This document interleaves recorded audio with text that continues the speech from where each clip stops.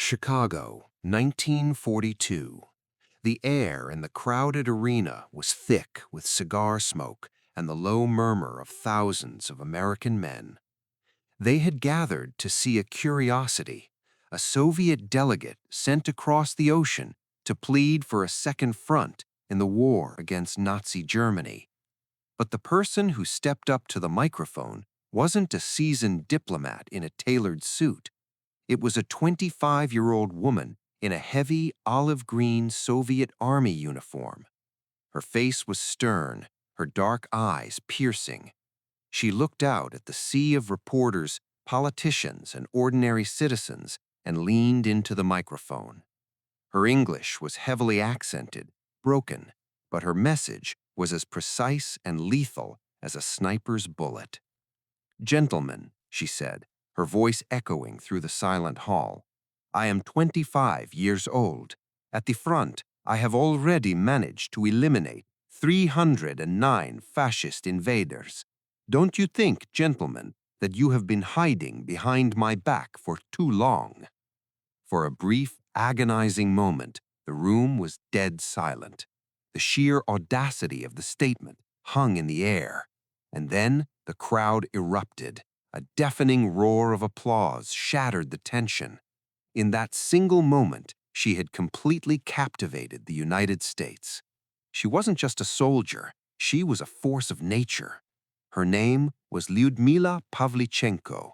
The American press, always hungry for a sensational headline, quickly dubbed her Lady Death. To this day, she remains the most successful and deadliest female sniper in the recorded history of warfare. 309 confirmed kills. That number doesn't even include the unconfirmed ones, or the enemy soldiers who simply vanished into the mud and ash of the Eastern Front. But who was the woman behind the rifle? How did a quiet, studious university girl, someone who just wanted to bury her nose in history books and write her thesis, transform into the ultimate apex predator of the Second World War? Her journey is not just a tale of pulling a trigger. It is a story of absolute, brutal survival. It is a story that begins in the sun-baked streets of the Black Sea coast, fighting desperately to defend cities like Odessa from a relentless invasion, and ends in the highest corridors of power in Washington, D.C., forging an unlikely and profound friendship with First Lady Eleanor Roosevelt. This is the untold, uncensored story of Lyudmila Pavlichenko. We will uncover the grueling reality of her sniper duels in the freezing trenches, the psychological toll of looking the enemy in the eye through a telescopic sight, and how a young woman from the Soviet Union managed to terrify the entire German high command while simultaneously stealing the heart of America. Long before she became the terror of the German army, Lyudmila Pavlichenko was just a girl who refused to be told what she couldn't do. Born in a small Ukrainian town in 1916, she moved with her family to the bustling city of Kiev when she was 14. She wasn't your typical teenager of the 1930s. While other girls were expected to focus on domestic life, Lyudmila was a self-proclaimed tomboy, fiercely competitive and stubbornly independent. She took a job as a metal grinder at the massive Kiev arsenal factory, a tough, grueling environment of roaring machines and steel that quickly hardened her resolve and work ethic. But the turning point, the moment that planted the seed of the legend, happened almost by accident. One afternoon, a neighborhood boy was loudly boasting about his skills at a local shooting range. He was arrogant, dismissing the girls around him as fragile and incapable. For Lyudmila, this wasn't just an annoyance, it was a direct personal challenge. She didn't just want to prove him wrong, she wanted to absolutely humiliate him. She marched down to the local paramilitary sporting club, picked up a heavy training rifle, and began to shoot. She didn't just beat the boy, she displayed a terrifying natural talent for marksmanship. She was incredibly patient, possessed lungs that could hold breath for an agonizingly long time, and had hands made of absolute stone. She soon earned the prestigious Voroshilov sharpshooter badge, a highly coveted civilian marksmanship award in the Soviet Union. Yet, despite her lethal precision with a weapon, Lyudmila didn't want to be a soldier. Her true passion was the past. She enrolled at Kiev University to study history, dreaming of a quiet life as a scholar and a teacher. She was a dedicated student, meticulous in her research, and had a deep love for uncovering forgotten stories. She also married and had a young son named Rostislav. In the early summer of 1941, Lyudmila was 24 years old and living out her dream. She had traveled south to the beautiful, sun-drenched coastal city of Odessa on the Black Sea. She was there for her senior practicum, spending her days quietly researching her master's thesis in the city's extensive historical libraries, walking along the vibrant, bustling streets, and enjoying the warm, salty sea breeze. Life was peaceful. The future was bright and entirely mapped out. And then, on June 22, 1941, the world ended. Operation Barbarossa, Hitler's massive surprise invasion of the Soviet Union, shattered the morning calm. The sky over the Black Sea filled with the terrifying roar of enemy bomber planes. The libraries were closed. The sunny beaches were hastily fortified with barbed wire and tank traps. The history she was studying was suddenly being violently overwritten by a brutal, bloody present. Lyudmila didn't hesitate. She didn't pack her bags to flee eastward with the panicked refugees. Instead, she marched straight to the nearest Odessa military recruiting office. The recruiters took one look at this refined, well-dressed university student and laughed. They tried to hand her a nurse's uniform, telling her that the chaotic, muddy battlefield was no place for a young woman. But Lyudmila slammed her Voroshilov sharpshooter badge onto the recruiter's wooden desk. She didn't want bandages. She wanted a rifle. She demanded to be sent to the front lines as an infantry sniper. The recruiters, desperate for capable bodies as the German and Romanian forces rapidly closed in on the city of Odessa, finally gave in. The quiet history student was gone forever. Lady Death was about to be born. The ink on her enlistment papers was barely dry before Lyudmila was thrust into the absolute meat grinder of the Eastern Front. In August of 1941, she was assigned to the Red Army's 25th Rifle Division. Their mission was straightforward but terrifying: hold the city of Odessa at all costs against a massive, overwhelming force of German and Romanian troops. The sunny coastal city she loved had transformed into a smoking, crater-filled ruin. The air was thick with the constant, deafening roar of artillery and the metallic stench of blood and cordite. But the Red Army commanders were still deeply skeptical of the young woman in their ranks. They didn't hand her a specialized sniper rifle right away. Instead, they gave her a standard-issue Mosin Nagant bolt-action rifle, pushed her toward a hastily dug trench on a chaotic hilltop, and told her to prove she could actually pull the trigger when it mattered. They wanted to see if she had the stomach for killing. Her test came brutally fast. Two Romanian soldiers were advancing cautiously up the hill, picking their way through the shattered landscape. Lyudmila raised her rifle. Her hands, which had been so steady at the sporting club, were now gripping the cold wood and steel of a weapon meant for human destruction. This wasn't a paper target. Through the iron sights, she could see their faces, their movements, the terrifying reality that she was about to extinguish human life. A profound psychological barrier slammed into her. She froze. The noise of the battlefield seemed to fade away, leaving only the sound of her own racing heartbeat. Then a young Soviet soldier, a boy she had just been talking to in the trench, was suddenly struck by an enemy bullet. He collapsed dead right next to her. The shock broke her paralysis. The abstract idea of war vanished, replaced by a cold, burning fury. She exhaled slowly, just as she had practiced 1,000 times before. She squeezed the trigger. One shot. One enemy fell. She chambered another round. A second shot. The second enemy dropped. Those were her first 2 official kills. She later called them her baptism of fire. She had passed the test, and she was immediately handed a specialized Tokarev SVT-40 semi-automatic rifle equipped with a telescopic sight. She was officially a sniper. From that moment on, the history student became a phantom. Sniper warfare on the Eastern Front was not glamorous. It was a grueling, agonizing test of physical and mental endurance. Lyudmila would crawl out into no man's land before the sun even rose, settling into a hidden firing position. She would lie completely motionless in the freezing mud, the pouring rain, or the blistering heat for up to 18 hours at a time. If she moved, if a glare caught her scope, she would be instantly killed by enemy counter-snipers or artillery. She learned to become entirely invisible. She tied strips of cloth to trees to flutter in the wind, creating a false sense of movement to draw enemy fire. She set up mannequins dressed in Soviet uniforms to bait German snipers into revealing their positions.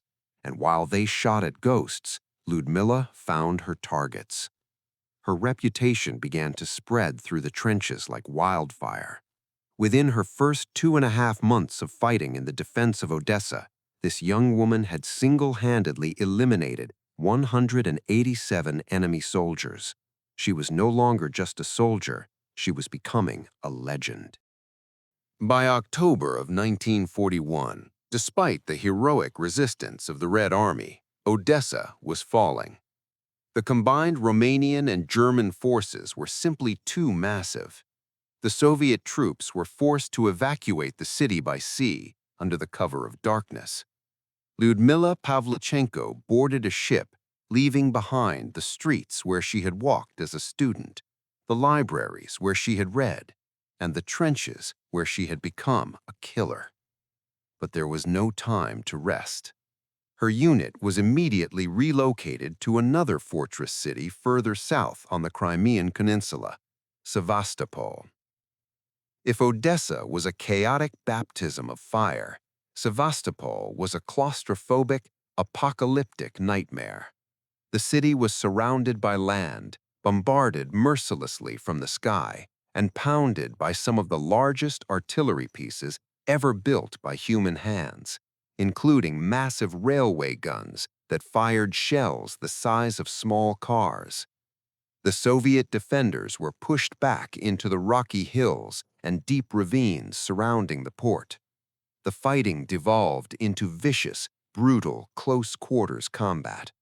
Every inch of ground was soaked in blood. In this labyrinth of stone and rubble, Lyudmila's role evolved. She was no longer just picking off advancing infantry. The German High Command had realized that a Soviet sniper was decimating their officer corps. They began deploying their own elite marksmen to hunt her down. The war became intimately personal. It was no longer army against army. It was sniper against sniper. The hunter became the hunted. These counter-sniper duels were the most terrifying psychological tests imaginable. They were not fast-paced shootouts. They were agonizing, silent games of three-dimensional chess played out over days, where the loser paid with their life. Lyudmila would spend up to 3 entire days locked in a single duel. 3 days of lying perfectly still in a rocky crevice, without food, without sleep, without even the ability to stretch her cramping muscles. She knew that the enemy sniper was out there, doing exactly the same thing, waiting for her to make a single mistake. A cough, a shifted boot, the momentary glare of the sun on a telescopic lens. That was all it took to invite a bullet to the brain. In one legendary encounter, she was pinned down by an incredibly skilled German sniper. For 2 full days, neither of them moved. The tension was suffocating. Finally, on the 3rd afternoon, the German sniper's discipline cracked for just a fraction of a second.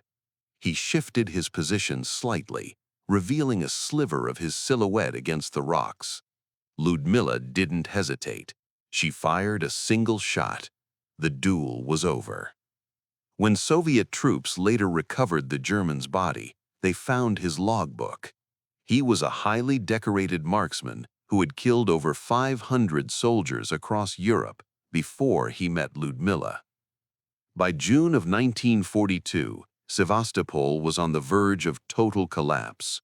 The defenders were running out of ammunition and hope. It was then that Lyudmila's luck finally ran out. Her concealed position was struck by enemy mortar fire. Sharp, jagged pieces of shrapnel tore into her face and head. She was critically wounded, bleeding heavily and completely deafened by the blast. The Soviet High Command knew Lady Death could not become a German trophy, triggering a desperate top-secret extraction. Under the cover of total darkness and the deafening roar of continuous artillery fire, a team of sailors silently carried the unconscious, heavily bandaged sniper through the ruined docks. While thousands of doomed Soviet soldiers fought literally to their last bullets on the burning beaches above, she was swiftly and quietly lowered through the narrow steel hatch of a waiting Soviet submarine. Completely undetected by the advancing German forces just miles away, the submarine detached from the pier, slipping instantly beneath the black waves and navigating blindly through deadly minefields to safety. Her war on the front lines was over. She left the blood-soaked ruins of Sevastopol with a final, staggering confirmed kill count: 309 enemy soldiers. And within that terrifying number was an even more exclusive statistic. 36 of those kills were highly trained enemy snipers sent specifically to kill her. None of them succeeded. Lyudmila Pavlichenko survived her severe wounds, but the Soviet government realized she was far too valuable to send back to the mud and the blood of the trenches. In late 1942, she was given a new mission, one that required a completely different kind of ammunition. She was sent across the Atlantic Ocean to Washington, D.C. She made history by becoming the very first Soviet citizen to be officially welcomed into the White House. Her objective was clear: convince the United States and Great Britain to finally open a second front in Europe and relieve the immense pressure on the bleeding Soviet Union. The contrast could not have been more jarring. Just months earlier, she had been starving in a bombed-out trench, covered in dirt, deafened by artillery fire, and hunting human beings through a telescopic sight.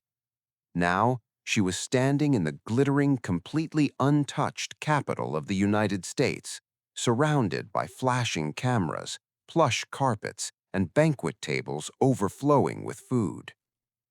But the American press simply did not know what to do with her. They expected a rugged, monstrous killing machine. Instead, they got an articulate, highly educated young woman. Unable to reconcile her gender with her incredibly lethal profession, the reporters asked her utterly ridiculous, sexist questions. They asked if she wore makeup on the front lines. They asked if she was allowed to curl her hair in the trenches. One reporter even criticized the thick cut of her uniform skirt, asking if it made her look fat.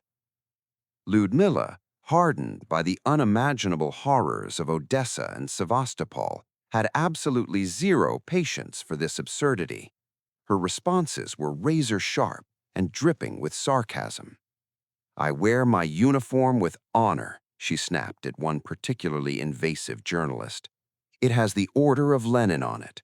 It has been covered in blood in battle. It is plain to see that with American women, what is important is whether they wear silk underwear under their uniforms. What the uniform stands for, they have yet to learn. Her blunt, no-nonsense attitude might have intimidated the press, but it deeply fascinated one of the most powerful people in the country, First Lady Eleanor Roosevelt. The aristocratic American icon and the fierce Soviet sniper formed an incredibly unlikely yet profound friendship. Eleanor Roosevelt saw past the Soviet propaganda and the stern military exterior. She saw a young woman who had endured unimaginable trauma to protect her home. The First Lady personally invited Lyudmila to accompany her on a sweeping cross-country tour of the United States. They traveled together, side by side, speaking to massive crowds from New York to Seattle. It was during this very tour, standing before thousands in Chicago, that she delivered her famous mic drop speech, demanding to know if the men of America had been hiding behind her back for too long. The American public completely fell in love with her. She wasn't just a foreign soldier anymore, she was a cultural phenomenon. Her brutal honesty cut straight through the political double-talk. Legendary American folk singer Woody Guthrie was so inspired by her quiet ferocity that he wrote a song simply titled Miss Pavlichenko, immortalizing her in American pop culture with the famous lyrics, "300 Nazis fell by your gun." By the time she finally sailed back across the Atlantic, she had achieved her mission. She hadn't just charmed America, she had successfully humanized the brutal, distant Eastern Front for millions of citizens, helping to forge the crucial public pressure needed for the Allies to eventually storm the beaches of Normandy. Lyudmila Pavlichenko never returned to the freezing mud and the endless bloodshed of the front lines. By the time she arrived back in the Soviet Union, her combat days were permanently over. She had been awarded the Gold Star of the Hero of the Soviet Union, the highest military honor in the country. To the Soviet leadership, she had become a living monument, a vital propaganda asset who was simply too important to risk losing to a random artillery shell. Instead of fighting, she spent the remainder of the war as an elite instructor, training the next generation of Soviet snipers. She passed on the deadly, agonizing patience and the ruthless psychological tactics that had kept her alive in the rubble of Sevastopol. But surviving the absolute meat grinder of the Eastern Front came with a devastating, invisible cost. The war had taken an unimaginable toll on her mind and body. She suffered from severe combat trauma, crippling bouts of depression, and the lingering, painful effects of the shrapnel wounds she had sustained in the Crimea. The tragedy of war struck her personal life as well. She lost her husband, who was killed in action on the front lines in 1944. The young, stubborn tomboy from Kyiv, who had confidently slammed her civilian shooting badge onto a recruiter's desk, was gone. In her place was a deeply scarred, exhausted veteran trying to find a moment of peace in a completely shattered country. When the guns finally fell silent, Lyudmila returned to her first true passion. She went back to the quiet sanctuaries of libraries and archives. She successfully finished her degree at Kyiv University and became a dedicated historical researcher for the Soviet Navy. She lived a quiet, heavily secluded life in a modest apartment, rarely speaking publicly about the 309 lives she had extinguished through her telescopic sight. As the years passed, the world moved on. The Iron Curtain descended across Europe, and the warm, desperate alliance between the United States and the Soviet Union quickly froze into the bitter, terrifying paranoia of the Cold War. Yet some bonds are simply stronger than geopolitics. In 1957, 15 years after their legendary cross-country tour of America, former First Lady Eleanor Roosevelt visited Moscow. The Cold War was at its absolute freezing height. Soviet minders and KGB agents strictly controlled her every single move, carefully curating what the American icon was allowed to see. But Eleanor fiercely demanded to see her old friend. After intense diplomatic wrangling, she was finally taken to Lyudmila's quiet apartment. The two women, separated by an ocean, completely different political ideologies, and the constant threat of nuclear war, embraced warmly. Away from the flashing cameras, the loud politicians, and the watchful eyes of the state, they sat together in Lyudmila's small kitchen. They shared stories, shed tears, and found the quiet, profound understanding of two incredibly strong women who had navigated a world dominated by men and helped shape the history of the 20th century. Lyudmila Pavlichenko was not a monster. She was not the unfeeling, mechanical Lady Death that the sensationalist newspapers tried to paint her as. She was a brilliant, determined historian who picked up a rifle only because the world she loved was violently attacked and was being burned to the ground. She endured unimaginable suffering, froze in the mud, and pulled the trigger 309 times so that her people could survive. If you want to uncover more brutal, forgotten stories and deep historical dives into the reality of the Eastern Front, make sure to subscribe to SARS and Soviets. Hit the like button, leave a comment down below telling us what battle or historical figure we should cover next, and as always, thank you for watching.